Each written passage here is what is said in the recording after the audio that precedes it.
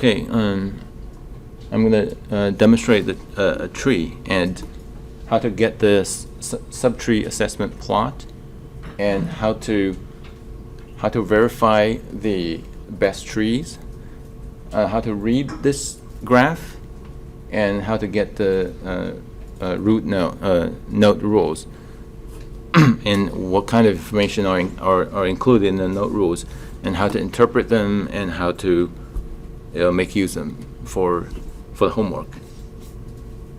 So I'm gonna create a diagram. Decision trees. Hold on. So either table, they are pretty similar. I use the donor rule, and for every project you would include Static Explorer, right? Some kind of exploratory data analysis tools, multi-plot or graph explorer, or transform variables just to look at the distributions. And for illustration purposes, I'll skip some of them, but it doesn't mean that it's okay to skip those. Explore, modify, I will use a transform variables because I can look at the distributions very quickly, and I need to make sure that nothing is being done in the transform variables. I want to include everything in exploration, and that's it.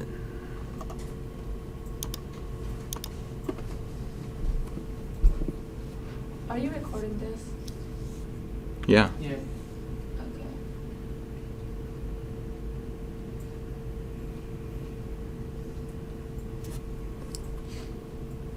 So I don't want to look at the results because nothing is being done, but instead I'll go to the formula just to look at the distributions.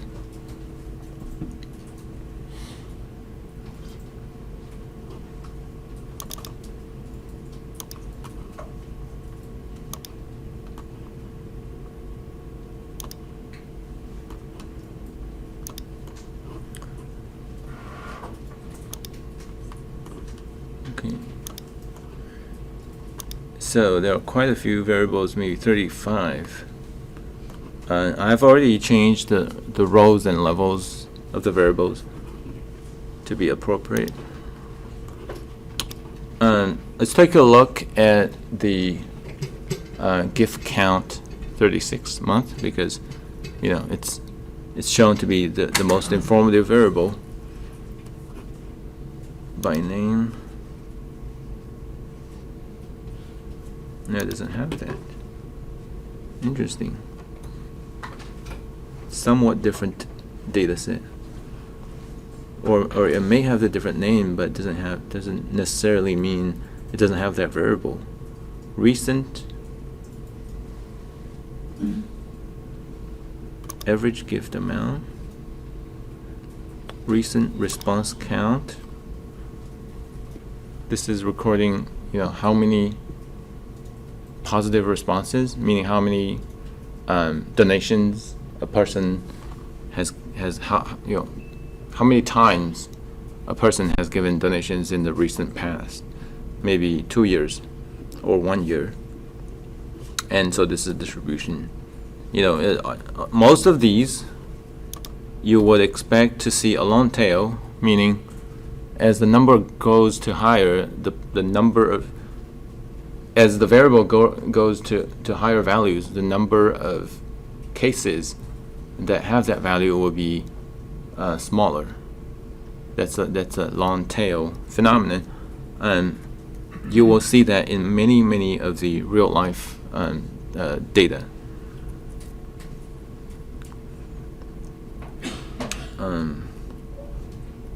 The most informative variables. Let's see. I can keep Yeah. Anyway, so most of these distributions don't seem to have any errors. So I'll do a decision tree. Before I do the decision tree, you want to make sure you have the data partition, right? Because the cross validation that's under sample.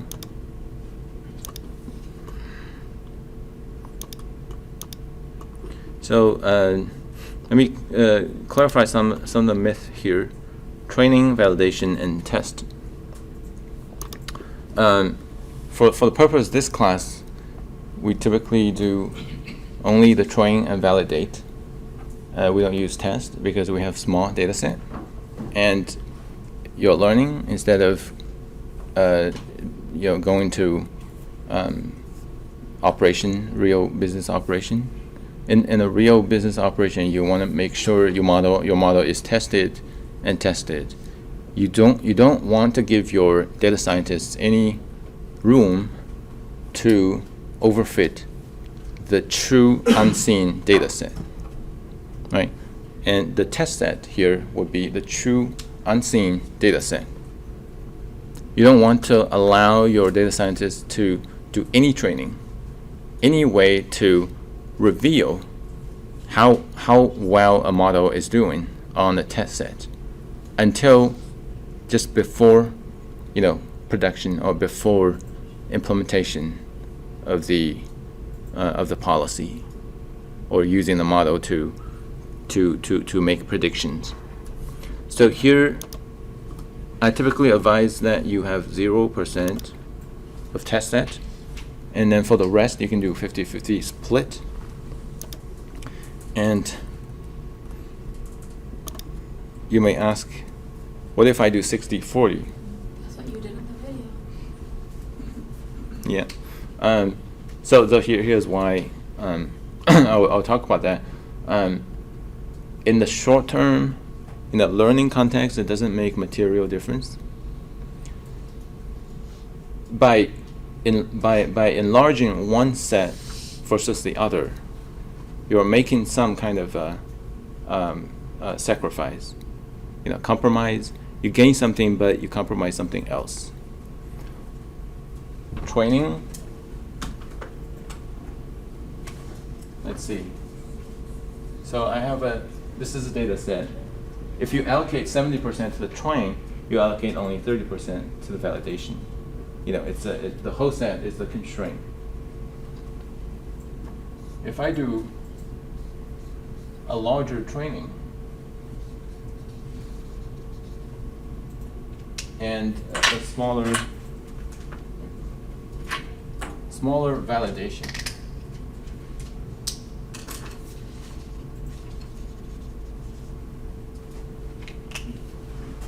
I'm given more data points to the model to learn. What does that mean for the model? It's happier. It's happier because it has more. It's data hungry. Model is always data hungry. It requests more data, no matter what. And as you increase the size of the training set, you typically end up with a better model in the long term. But in the short term, it might be different. If you give, here's what's definitely going to happen. What's this? Umbrella. I'm like candy cane. Anyway, if you give your model a bigger training set, it's better able to pick up the trend, because by nature, the size of the data set better indicate the trend. The trend is more stable in a bigger data set, right? The bigger your data set, the better every statistic is going to be, because it's closer to the population. It simply gives you more information. But with that, you also give the model more rooms for overfitting, right? The model can be more complex because it has more information plus noise. Put them together, it's variation. It has more variations to exploit. Then you end up with a more complex model in the end that's more likely to be overfitting, right? So there's plus and minus side. But from the training point of view, it's more plus than minus, right? So that's good. But with a bigger training set, you are having, you're left with a smaller validation set. What does that mean? Smaller validation set. Your validation set is not being used for training. Every time every time you train 50 models, you probably select 5 of the best. And you're only using the 5 best models to make predictions on validation set and gives you a feedback about how your model is doing on those data points that the model didn't see. The smaller your validation set, the smaller the room you can validate your model, basically. And with the smaller validation set, the same logic. With a smaller set, it's less likely to contain a stable trend. So it may give you a less rigorous validation result, right? So you end up having a more powerful model which may test very poorly on a small validation set. Do you trust the validation set performance? Do you trust the more complex model? You can't make a decision over there. In the end, you still trust the validation set, right? So now, how can I make the model perform more stably in validation set? I can increase the validation set size up to this point. Now the validation performance is happy. You get a better rigorous validation test. But now you're sacrificing the training information. So it's a tug of war. So that's why, as a quick, sort of a rule of thumb, 50-50. 50-50 would give you less room to overthink anything. Just simply stop thinking about it. And 50-50 is a good rule of thumb. That's it. But if you want to think more, definitely, if you want to explore more, definitely encouraged. If you have a reason to believe, in this case, 70-30 would be better than 50-50 because of what? You don't have to prove it, but I like that you have some, some philosophy there, better than, simply optimizing. So, 50-50, good. And after using data partition, you always want to make sure that the train and validate samples have similar overall distributions. They should have similar percentages of the true versus false target values. They should have close, and also they should have similar means, standard deviations of the interval input variables. They won't be exactly the same, but as close. The closer, the better. Is that automatically going to be done, or is that something that you have to go on there? It's by design supposed to produce very similar comparable subsets.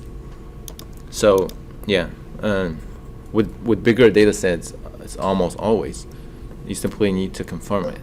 You can't skip it. But the confirmation process, most likely it's a visual confirmation, and you can move on. And you have those basic reports in the results output from data partition.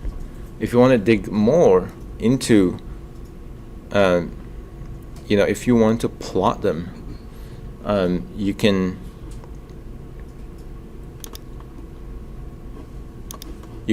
do a graph explorer behind the data partition and make graphs of the train versus validation and try to see if the overall shape is similar. That would be better than just look at the statistics here. It gives you only a few statistics here.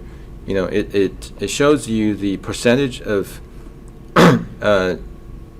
donor versus non-donor in the overall sample, 25% versus 75%, and the train subset, 25.002% versus 74.99, almost identical, and the other is 24.99 versus 75 point something, very close on the target variable. But that might not be the whole story. You want to make sure the input variables are also quite similar between the two subsets, and that would be a major undertake to try to compare distribution of every input variable. That's something that is discretional. You decide how much exploration you do. After that, I should be ready to do the model. Decision tree.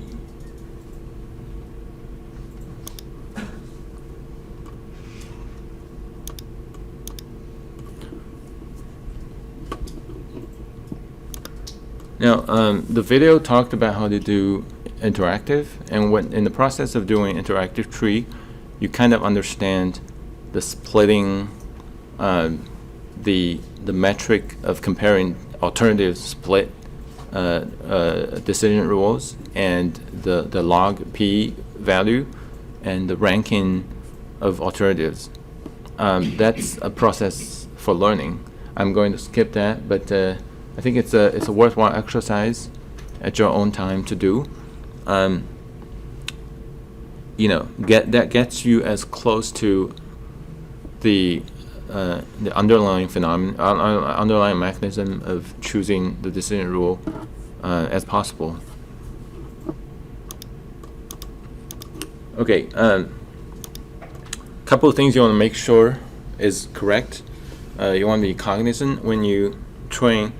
When you modify a decision tree before you run it, first you want to make sure that you are not using a frozen tree. It's by default it's no, but it could change to yes if you go into the interactive trees. That means when you do interactive tree, you are manually changing how the tree grows every step, right?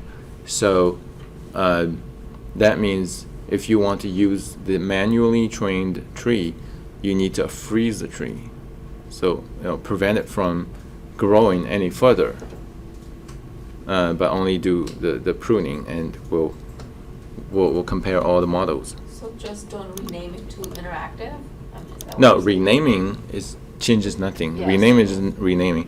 I'm saying if you go into interactive trees, Oh, right there.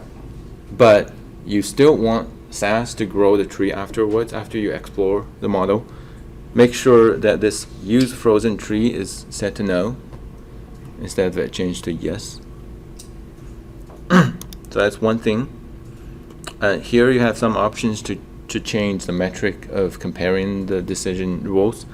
I will keep the default.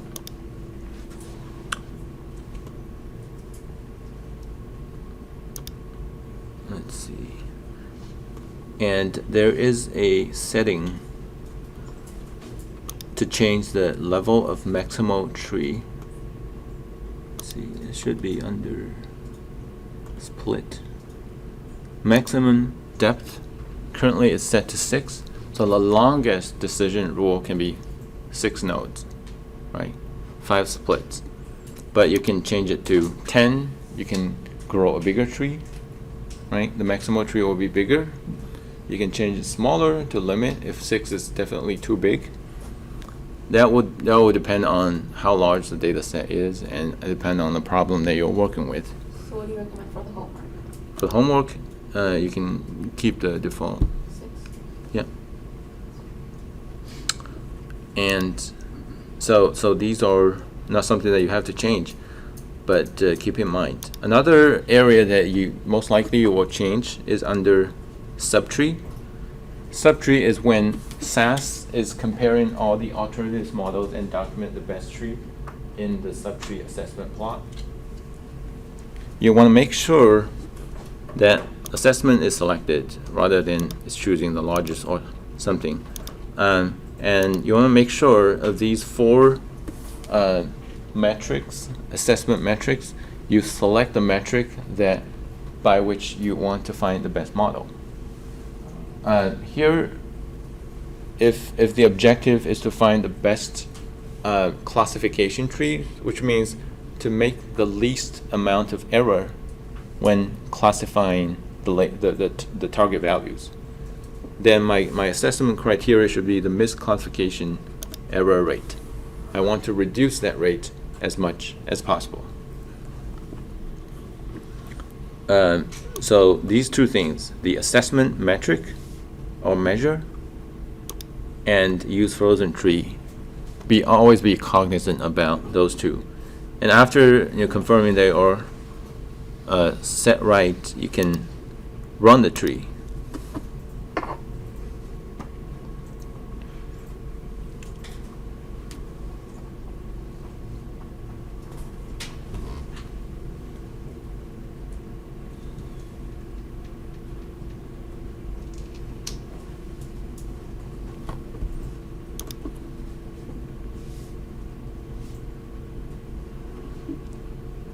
Okay, a couple of things to highlight.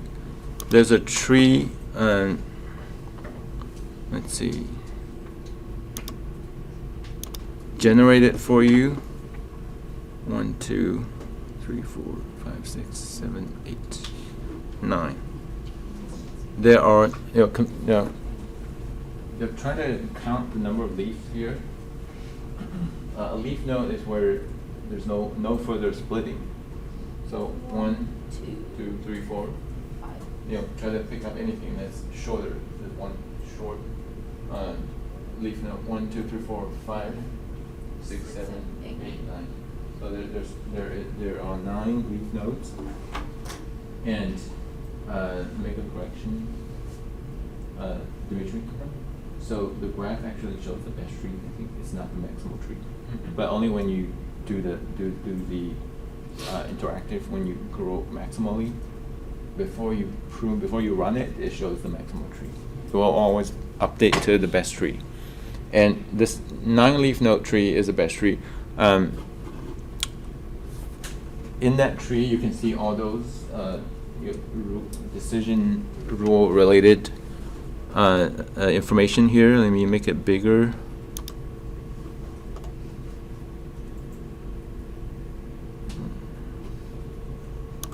I can't enlarge it, really? Okay, anyway. So take this short path for example. If frequency status something is 3 equal to 3 or 4, and if month since last, the response maybe is larger than or equal to 8.5 or missing, then the prediction will be non-donor, because majority of the cases under train is non-donor, right? And the confidence will be 67.5%.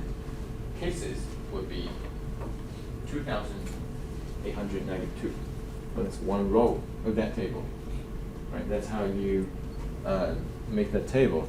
But working this way will be like taking 2 pills. After you are done, it's gonna blow your head up because it's too hard to read those. There's a tool here.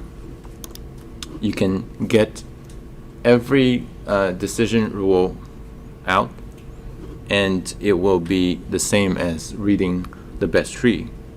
Under View, Model, Node Rules, you can get those. There are 9 decision rules here, node rules, and they describe the complete path of the decision of each path, right? But here, what you don't want to do is simply copy the entire section into the table and submit. You don't want to do that because that gives me confusing information. It's not actionable insight. If you give me node number, that's nonsense to me. I don't need to know that. If all of these are good, they are readable, even if they are in multiple lines, that's fine, it's readable. If month since last gift is bigger than 8.5 or missing, and frequency status 97 is one of 3 or 4, then the tree node identifier, I don't need to know that. Number of observations will be the number of cases, will be equivalent to number of cases. Predicted target B is 1. What is target B? I don't know.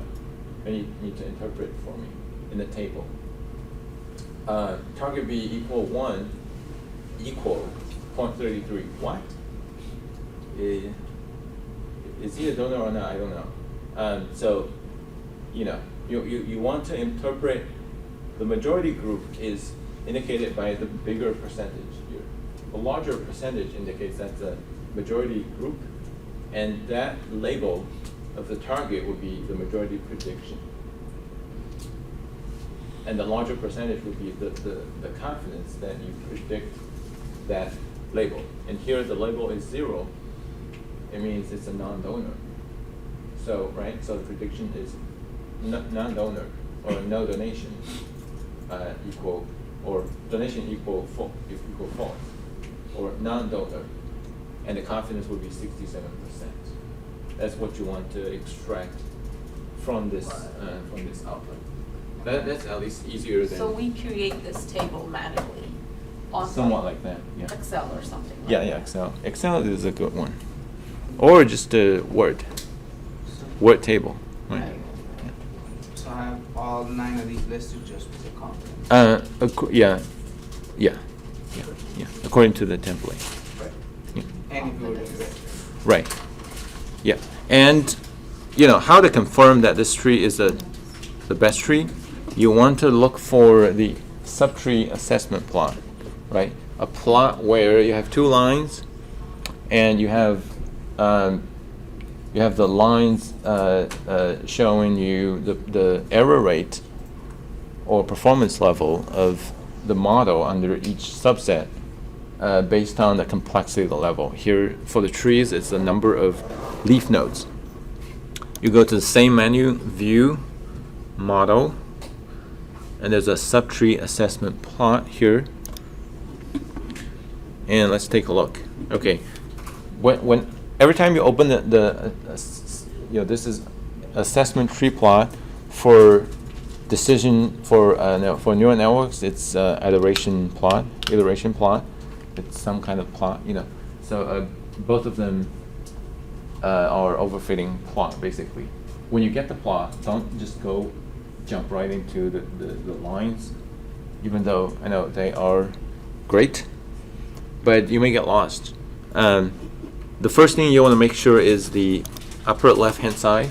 The metric is whatever you chose to train the model, just to select the assessment.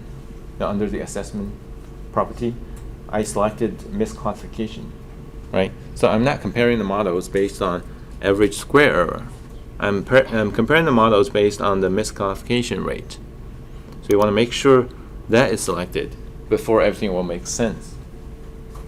And here you see the complexity level goes all the way up to 22, something like that. 20, 21, 22. That is where the tree stops growing. That is the maximal tree there. Because other constraints, I selected the maximal length to be 6. That might be the limiting factor there. The tree stops growing once it hits the 6 depth of 6. So that's when growing the tree stops. And that's when pruning the tree starts. It starts from pruning the leaves from the maximal tree, and one leaf node level at a time, comparing all the alternatives. Update the grass and I end up with something like this. So if you compare this to that, color is different slightly, but other than the exact shape and the turn, the overall trend is the same. You always expect something like that. The overall shape of the or directions of the graphs will be similar. And the best tree with that assessment criteria is indicated by a vertical line. And this is selected because it looks at the validation set performance. For the assessment, it ignores the training set. It looks at the performance level on validation set. Here, the lower, the better, because it's error rate. So it identifies a plateau area where all the performance level is the same, and then it identifies the simplest model with the lowest number of leaf nodes of all the trees, and to invest and declare that this is the best model. And this model has 8 or 9. The model has 9 leaf nodes, and it's the tree view that you saw earlier, right? So that should correspond to each other. If you see an inconsistency, that means something is wrong with the training process, and you want to debug this tree. Any questions? Great.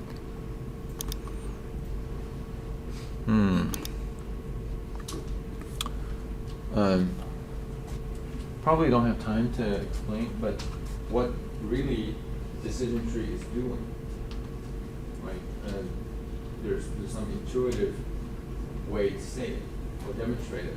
But think back about k-nearest neighbor. I think you can imagine the way that k-nearest neighbor works is just to, in a high dimensional space, for any point that needs to be predicted, it look forward, it circles around, and look for the k nearest neighbors, basically, by another name, define another name, and rank them, and you'll take them out and look at their target values and let them vote, in the election. Whatever the majority vote is, it takes that result. Or you can make it more complex by adding in the weight. Everything can be calculated, right? The entire data set is stored in memory, as you have done homework. Not homework. It's something very interesting in homework. I mean, not have time to talk about this, but maybe after the break, I'll talk about homework 3. So that's k-nearest neighbor. It's very intuitive. It's one of the simplest model or most intuitive model of machine learning. What is decision tree doing? Every split. It's not trying to see the nearest point or what. Every split is using one variable. Think about it, right? Every split is based on one variable: age, income, gender, and for the two-prong split, it is cutting the plane by using a vertical line. Like over there, using age to cut off the entire group into 2 groups. It's using a straight line. A straight line that's perpendicular to the axis, right? If you can imagine, in a high-dimensional space, you're using flat planes to cut, cut this way, that way, on every dimension. The 3-dimensional space, we have rows, we have columns, we have heights. So if I make a 3 split, so I will cut this way, I will cut that way, and then I will cut everything below this line, my height. So no, these 2 will be in one group, and everything else will be the other group, or there can be other splits. Right? For this group, I will look at your behavior, and if you're a non-donor, you are a donor, it's hard. If both of you are donors, I would say 100% confidence of donors in this split, if you are a leaf node. So, right, with 3 variables, it's cutting the space into cubes, if you can imagine. But if you have more variables, you cut it into higher dimensions. It's hard. It's beyond language. I can't demonstrate that. But with that, you can approximate nonlinear relationships very quick, right? It's taking the space and make them, declare that they're similar groups. They are a group of similar behavior, and another group that's close to that may behave very different. You can predict the other way. So this is the way that the decision tree is making nonlinear predictions by simply cutting the entire space into different sections. But that makes sense because if you think about crime rates and how population cluster, it doesn't go linear. It's not like those living in the downtown is the best neighborhood. When you go farther away from the downtown, it becomes worse and worse. The world doesn't do linearly. In Houston, it's clusters of good neighborhoods and bad neighborhoods. It's really hard to abstract that the nuances away to use a linear model to predict. It doesn't work that way. The best you can do is to draw boundaries of neighborhoods. So that's very similar to regression, to the decision tree, right? You make boundaries of neighborhoods and say this is good neighborhood, that is bad neighborhood. Better than anything else. So that's what I can say about decision trees. A lot of times it performs well. There are some caveats about regression trees. One being that when you use the best model and make predictions on new data sets, its a prediction level tend to fluctuate. The reason is the tree, what it comes down to the prediction is each of the clusters. If you add all those clusters together to become a big model, some part of it is going to fall apart. It's not going to be accurate throughout, right? So depending on the level of random noise, which is random, you can't guarantee. And with smaller or bigger test sets or real life score sets, sometimes it's bigger, sometimes it's smaller. The prediction of the performance accuracy of the decision tree tend to fluctuate because of the way it cuts the space into clusters and make predictions based on those smaller sample, right? So techniques that are developed to overcome these limits, including random forest, including boosting, and including other techniques. All of those are based on the simple idea of trees, but they are adding complex techniques to help the tree perform more stable. So that's the gist. That's the main motivation of those more advanced models. You do have access to those, but I don't have time to teach you all of those. Feel free to explore those if you are interested in your project. Feel free to use them, but know before you do, right? That's all I want to say about decision trees. John? How do you show a probability tree? Oh, that's simply a change of the assessment measure. So, if I don't want to train a model that performs the best in classifying the labels, but I want a model that overall has the highest average confidence. Every the box, the leaf nodes have the confidence that goes with the prediction. one way to measure the model is to use how many cases have you misclassified. But another way to measure is overall how much confidence do you have when you make those predictions. That's another measure to rank the models. And that's when you can choose, you can decide what kind of model you want. You can change the assessment measure to be average square error. What does that mean? The error is basically the other side of confidence. The higher the confidence, the lower the error. Right? So average squared error is overall smaller average error across all the leaf nodes. And a best tree that's found under that measure would be the best probability tree. So by change of assessment measure and you rerun the model, you'll get the best probability tree. It will most likely have a different number of leaf nodes, and we shall see.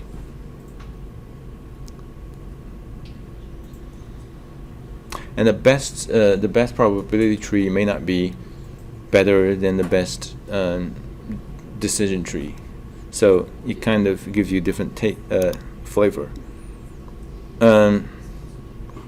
If you do that, let's see how many leaf nodes do we have. We have a bigger tree, definitely. Why does it have bigger tree?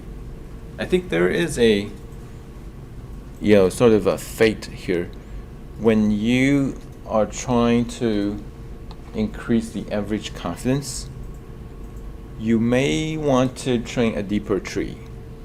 Because when you have a deeper tree, for sure you may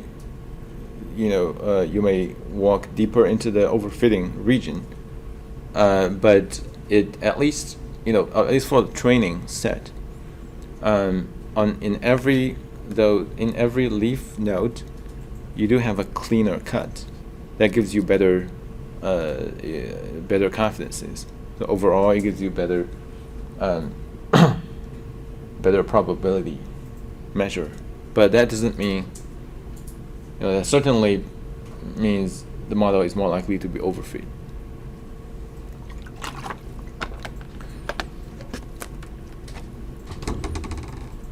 So how many leaf nodes do you have? 10. That's great. So different by 1, and we can confirm that by using subtree assessment. Again, pay close attention to which measure is being selected. By default, it selects the average square error. It's 11 actually. So you skip one of the leaf nodes. It may be hiding somewhere, at the, maybe here. All right, let's see. 1, 2, 3, 4, 5, 6, 7, 8, 9, 10, 11.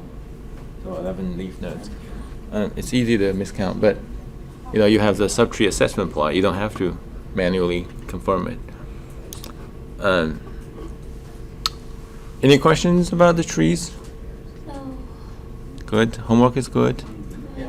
Yeah, I think so. And the table is the most confusing part. Even if I do the video, so that's why I give the handout. Oh. Yeah. I started on it today. Maya, your question?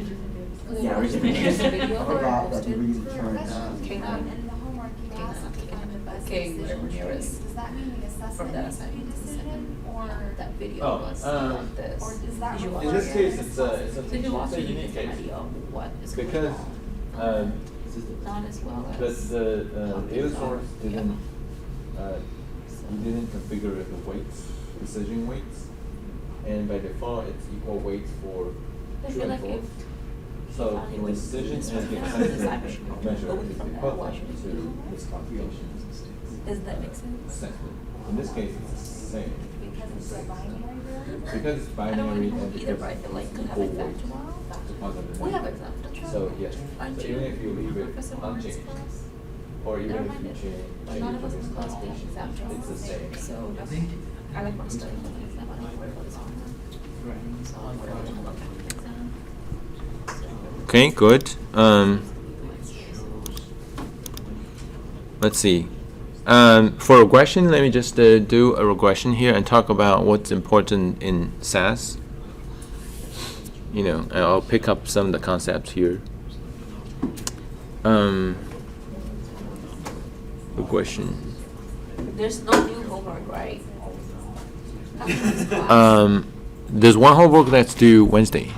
Well, I mean, that's like the day after tomorrow, Wednesday. Yes, But yes, that's yes, fine. yes.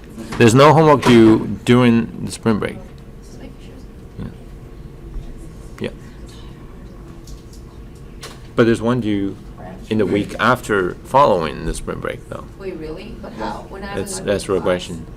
Well, I need to speed up. That's about regression. Oh, my. Model. So that's why I need to talk about something here. Where is regression? Okay. Now you can see that I put regression side by side with decision tree Uh-huh. because they are competing models. Yeah, I want to compare their performances. Sometimes you do have models line up together, one after another.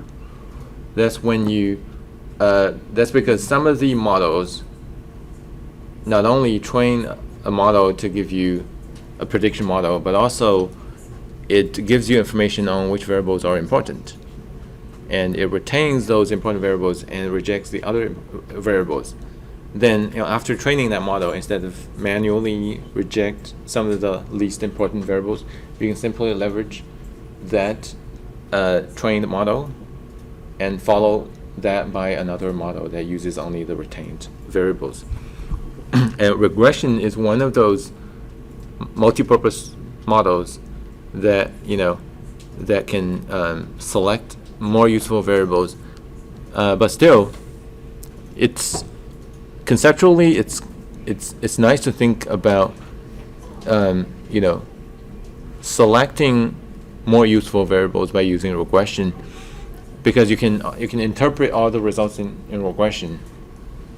But doing that, a lot of times it kind of limits the information that's retained from the model after the regression, so you end up limiting the capacity of the model following that regression without realizing it. It's hard to draw the line. So just be careful when you, the worst case that can happen is in your project you have regression as a first model and every other model following regression. That would be the worst case scenario. You don't want to do that. So your regression always to be last. Or you have regression creating its own path to branch out with all other following models, but on the other line, on other paths, you don't have regression in those. That makes sense? Aren't these two independent right now? Yeah, they are independent, yes. So it doesn't matter who jumps Right, first right. or At least second. you need to have at least one other path that doesn't involve regression as one of the middle paths, right? Okay, when you have regression, you know, first thing that jumps to your mind is the variables that are included in regression. All the input variables are what we call main effects. Here, main effects is all the x's, right? But sometimes we have the interactions. If you know about what interaction is, when you multiply two variables, they become an interaction. And by default, it's not included, but you can include more complex terms, including the simple interactions, is by when you multiply every pair of the variable, it becomes unique input variables. Because sometimes that do add value, not always. So two-factor is pairwise interaction terms.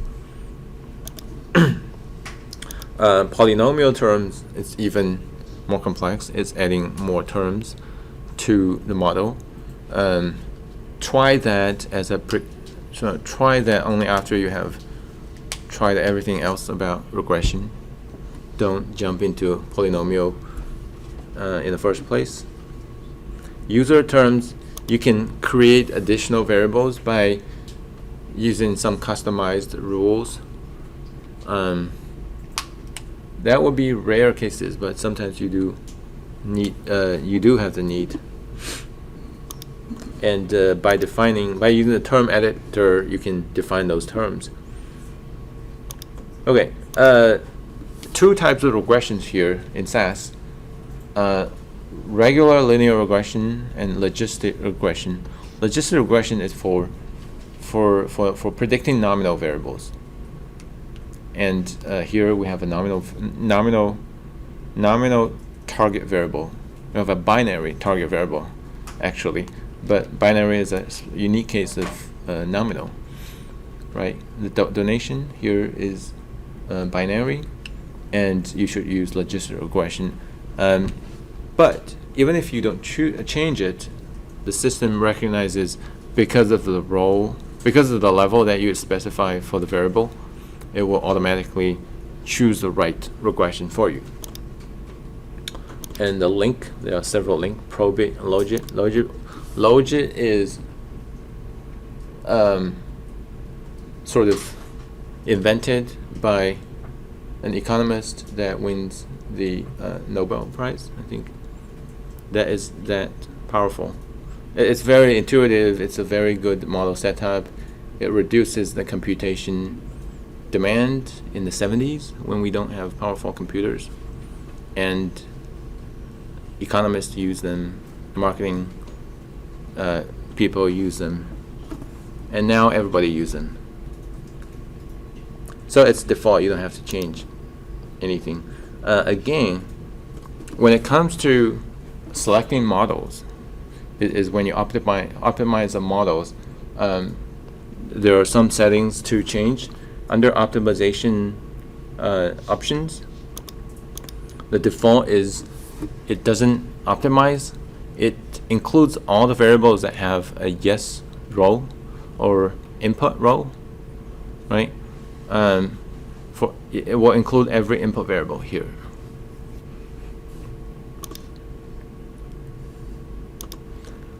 And let's see.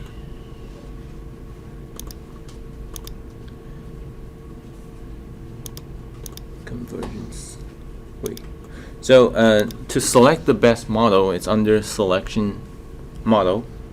When you have none, it's one-step regression. It throws in all the input variables that you retain, that you use in the model, and it gives you the model results. Let's take a look.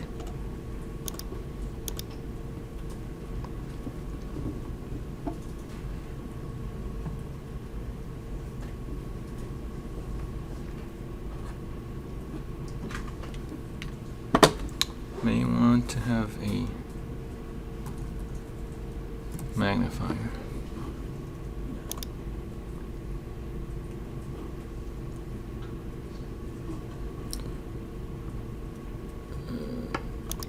Okay.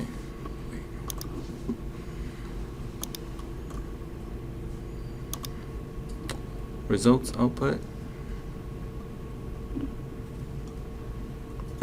You have a summary of the different types of variables.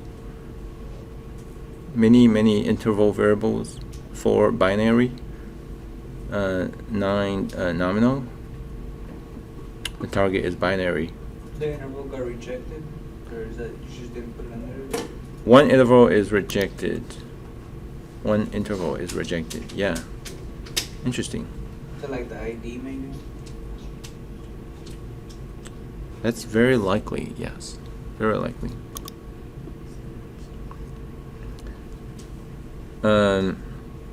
Yeah, so regardless, it will include all the variables that you retain and will reject whatever variable is rejected.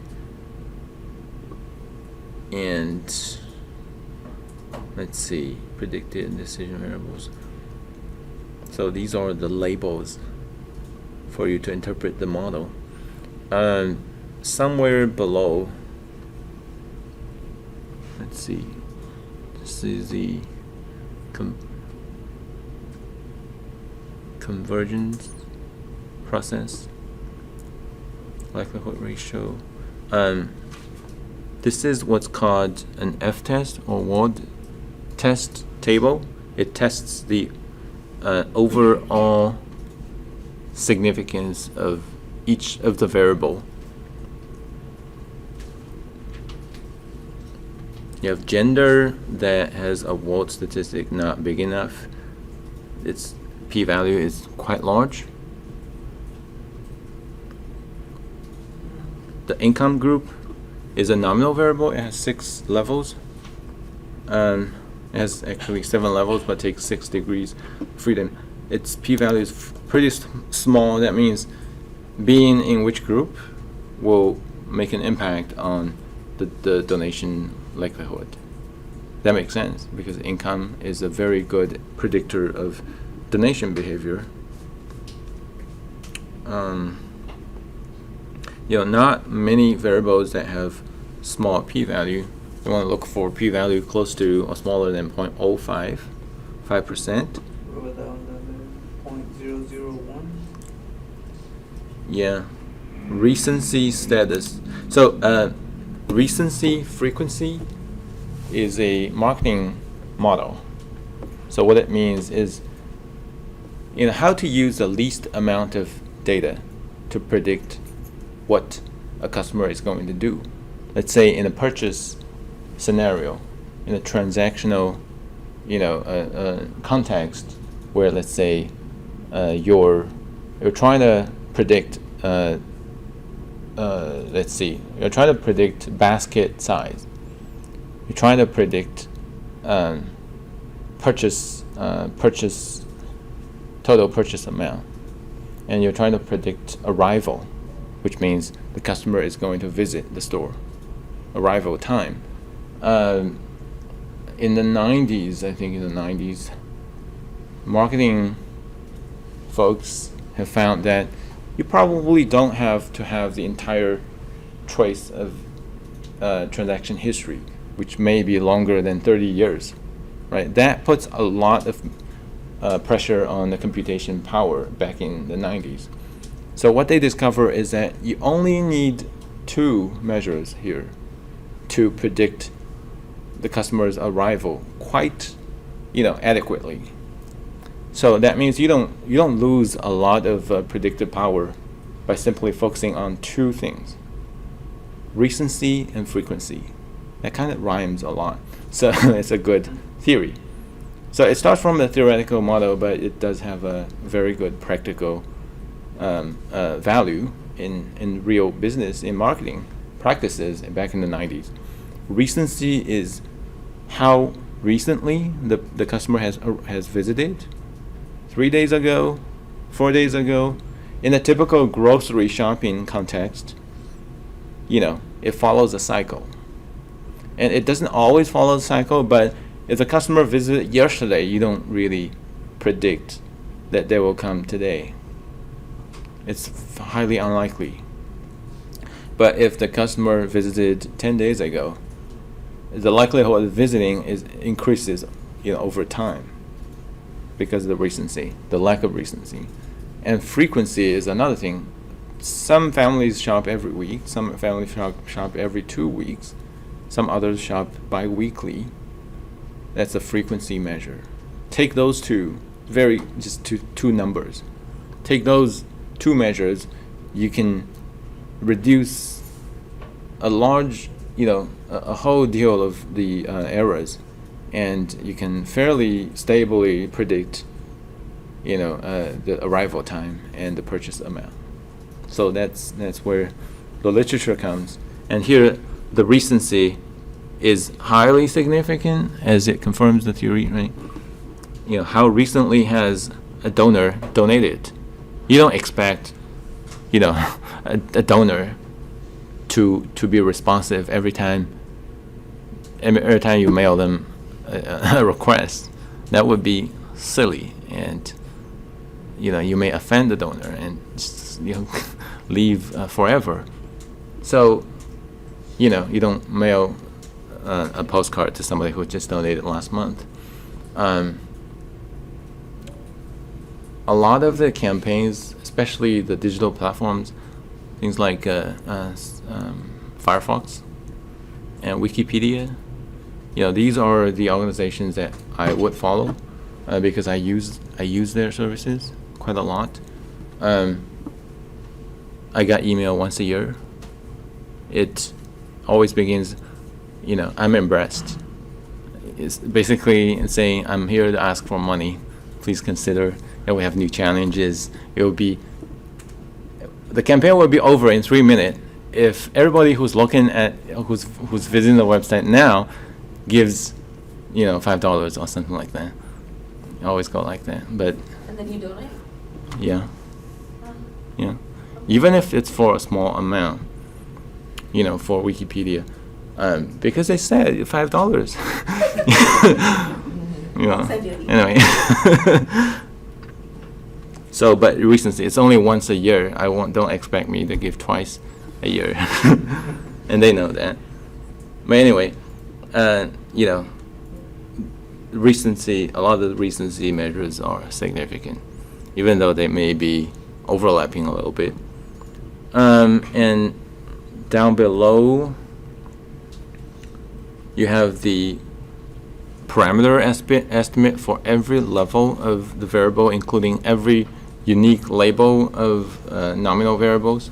So for some of the nominal variables that have many levels, each label has a separate estimate. So the table can be really long, you know, but you know, you don't have to read everything. A good thing to understand, to interpret, is the R squared, as you know, right? R squared, right? You know R squared of regression models. And let me find out.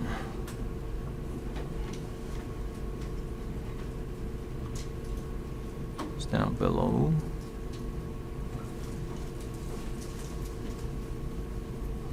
Somewhere. Oh, maybe because it's logistic regression, it doesn't have R squared. Yeah, logistic regression won't give you R squared because it's more, it's based on a different estimation. So for logistic regression, question 1 now asks for R squared, but you have the maximum likelihood as a measure of model fit. You have some other measures. But here, what we are looking for is the misclassification rate, most likely. So, you know, in training every model, you will, in evaluating the model, you will look for the overfitting graph. And for regression, do we have overfitting? May not be, because estimation selection plot is grayed out.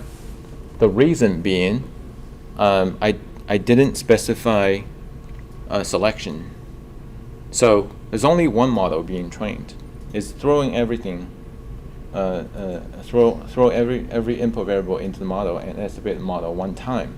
In this case, I don't have, you know, varying complexity level of the model, right? For regression models, the complexity, one way to measure the complexity is the number of variables included. So here, I only have one model. There's no way to see that plot. So I'll demonstrate another model. It's a multiple static regression. And if I have a regression that has selection mechanism here,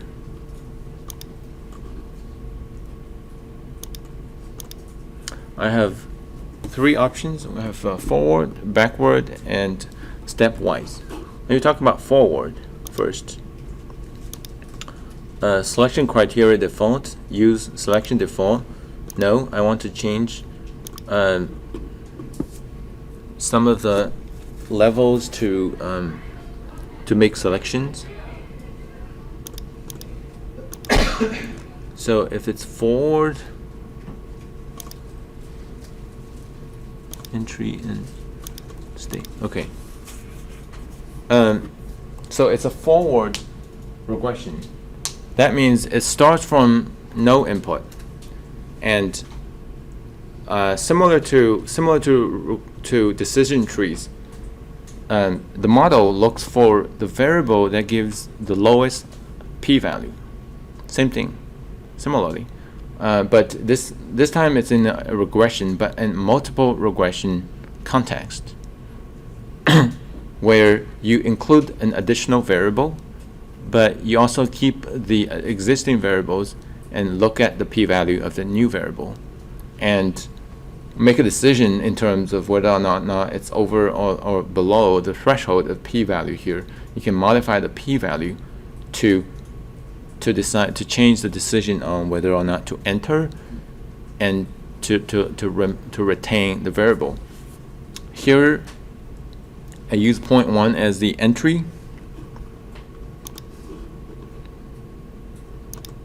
I decide that a new variable that has a p-value below 0.1 is eligible to enter, because with a p-value smaller than 0.1, it's more significant.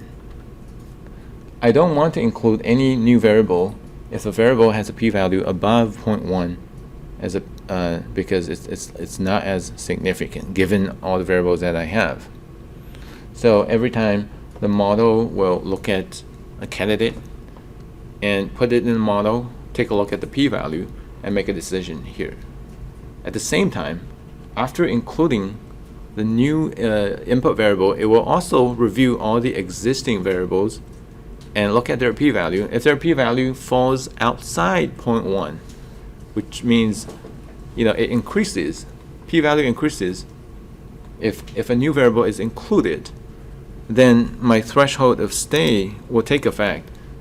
We'll kick that variable out because it becomes less important, right? So every step, the model considers a candidate, makes a decision of whether or not to add that one in. If it decided to add that variable in, it takes a look at all the existing variables and make a decision of whether to kick anything out. So that's why you need two thresholds here. I'm increasing the value because I want to make it easier for new variables to be included, and I want to make it harder for existing variables to be kicked out. That means I want a bigger regression model, right? By increasing the values. If you want a smaller regression model, you want to reduce that p-value threshold.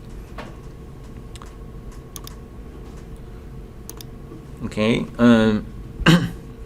So this model would be, let's see, would be forward regression, and I have changed the model selection. That means how does the model morph itself by going forward is to start from 0 and keep adding variable into the model. And I have one more thing too. So this is similar to growing the tree. This here is growing the the regression, even though in the process of it may kick things out. But you also need and adding and kicking variables out is by using the p-value. But in selecting models, in evaluating models, you need to use a different measure about the decision, right? Here, the decision is the prediction or classification. So you either use misclassification rate, or you can use average squared error to measure the overall model performances. So that would be under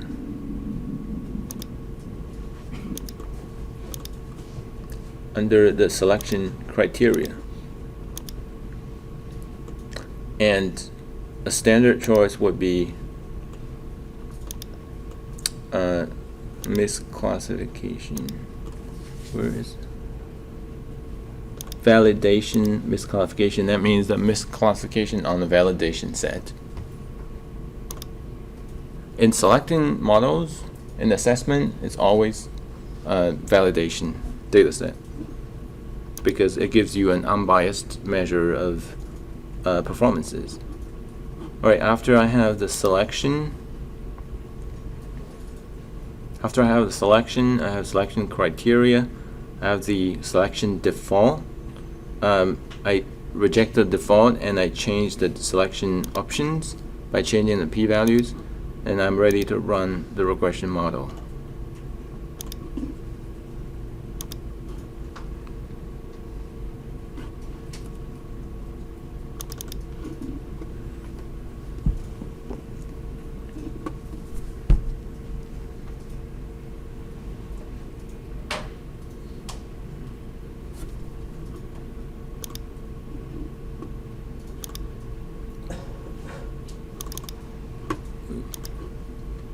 Results will be very different for forward selection because you have multiple models. Every step is one unique model, so it will give you the estimation results and testing results for every model that you trained. The table can be really long. If you want to grow train a bigger regression models by changing the threshold, then your result output would be even longer. But in the end, you have the selected model here. You can scroll down, or you can use the keyword. You can use the find keyword option to go to that section directly. Take a look at the final model, the selected model based on the misclassification rate. This is more like a pruning process. Is the model in step 0? That means before training, it has the intercept. That's interesting. So the best model is a model that doesn't have any variable. It's somehow it's very surprising. But anyway,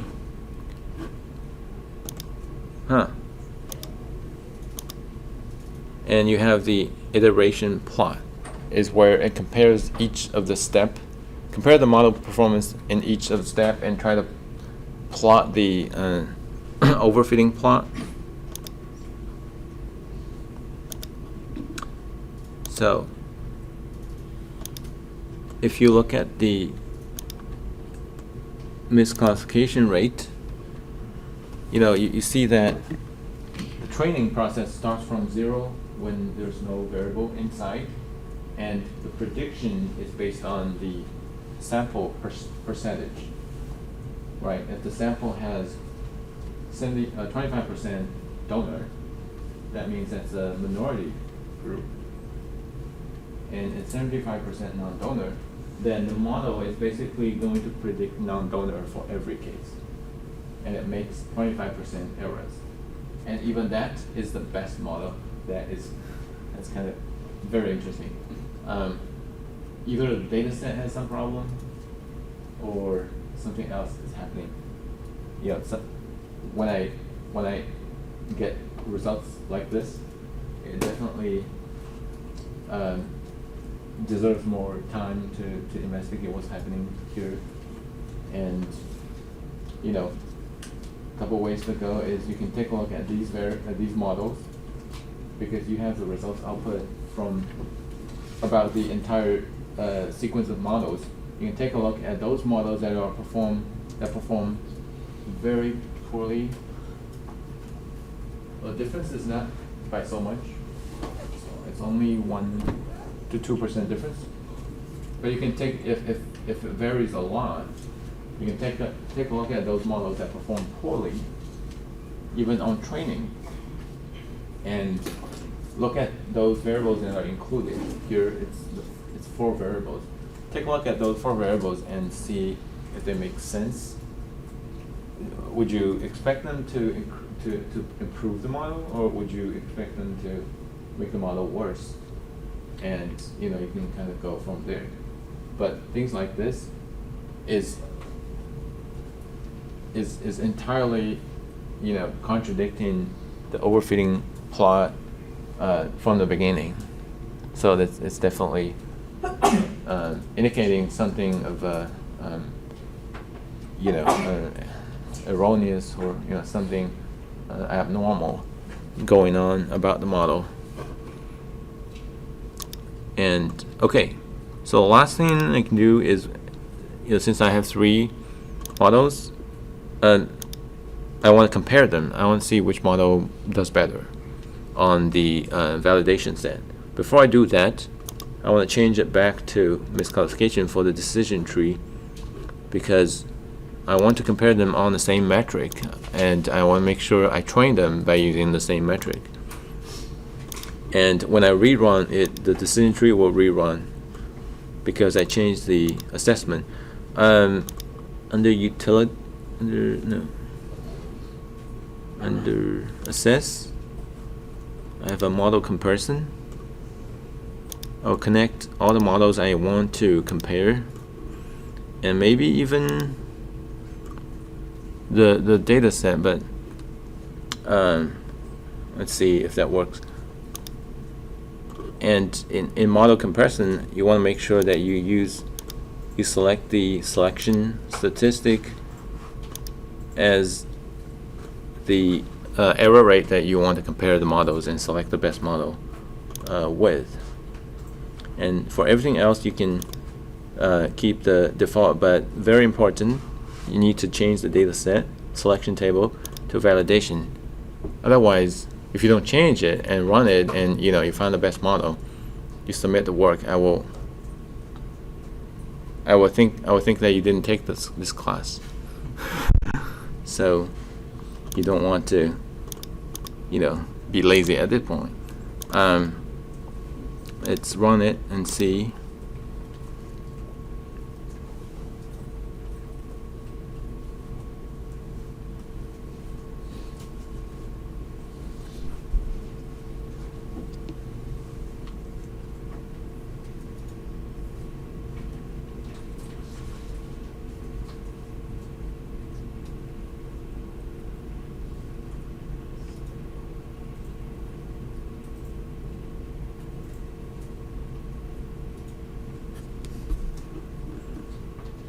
Interesting. Oh, only 3 models. So this line is not doing anything, even though it didn't give me an error. But when you look at the results, there are only three models, and the names I gave the model: decision tree, for regression, multiple regression. Multiple static regression is the regression that includes all the input, and it's supposed to be the worst, because a regression that has any variable will be worse than a empty regression. And when you compare, when you show your evidence of comparing the model and look at the results, here the selected model is indicated by the Y. It's always the table is always in inverse sorting, or you know, from large to small, from small to large sorting based on the error, based on the validation error that you selected, and it's going to display that column right after all the labels. So it's sorted by increasing order of this selection criteria: valid, which is validation, classification rate; decision tree, which is based on misclassification rate, gives the best result. But the margin of improvement is so small that a regression that does nothing is very close to the decision tree that does a lot. So here, there doesn't seem to be a lot to be learned in the data set. That's just the results, what the results indicate. typically you won't get something like that. You have the best models error rate quite far from the sample average, and you also have some kind of variation between your different models. Okay, let's conclude tonight. That's it. Homework is due in 2. We do not have to do this homework, right? No. So, since we're doing like 2 decision tree ones, then these classification rates and ones like error rate, is this like a way to compare it now, like this, or you just compare them manually? You can, yeah. You can make a table, and you can extract the results and put the. You cannot run this. You can. Oh. You can, yeah, yeah. You said it has to be like the same. Oh, yeah, yeah. Well, good night. Normally, when you do project, you want to make sure when you compare, you're comparing apples with apples, right? But the homework is kind of, it's trying to let you explore. That's it.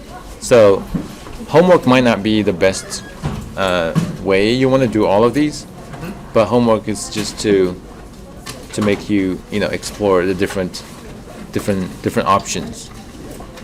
I hope that makes sense. Yeah. So when you want to generate the table output, do you want to show like Okay, see all of you. the